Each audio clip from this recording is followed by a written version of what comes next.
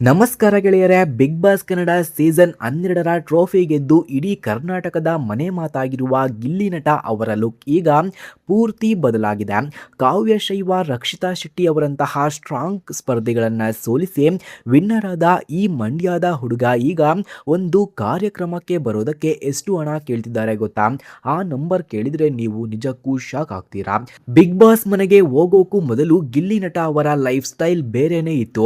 ಆದರೆ ಈಗ ಗ್ರಾಂಡ್ ಫಿನಾಲೆಯಲ್ಲಿ 50 ಲಕ್ಷ ಹಣ, ಒಂದು ಹೊಸ ಕಾರು ಮತ್ತೆ ಎಕ್ಸ್ಟ್ರಾ 20 ಲಕ್ಷದ ಚೆಕ್ ತಗೊಂಡ ಮೇಲೆ ಗಿಲ್ಲಿ ನಟನ ಬ್ರ್ಯಾಂಡ್ ವ್ಯಾಲ್ಯೂ ಎಲ್ಲಿಗೆ ಹೋಗಿದೆ ಅಂದ್ರೆ ದೊಡ್ಡ ದೊಡ್ಡ ಸ್ಟಾರ್ ನಟರಿಗೂ ಈಗ ಇವರು ಪೈಪೋಟಿಯನ್ನ ಕೊಡ್ತಿದ್ದಾರೆ.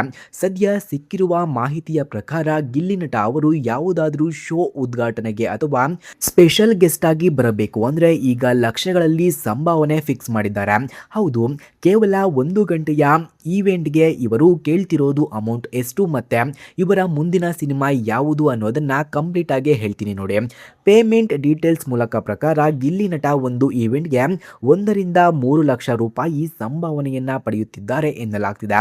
ಬಿಗ್ ಬಾಸ್ ಸಂಭಾವನೆ ಅದು ಅಲ್ಲದೆ ಮನೆಯ ಒಳಗಿದ್ದಾಗ ವಾರಕ್ಕೆ ಅವರು ತಗೊಳ್ತಿದ್ದ ಸಂಭಾವನೆ ಕೂಡ ಈಗ ಸೋಷಿಯಲ್ ಮೀಡಿಯಾದಲ್ಲಿ ಸಖತ್ ವೈರಲ್ ಆಗ್ತಿದೆ.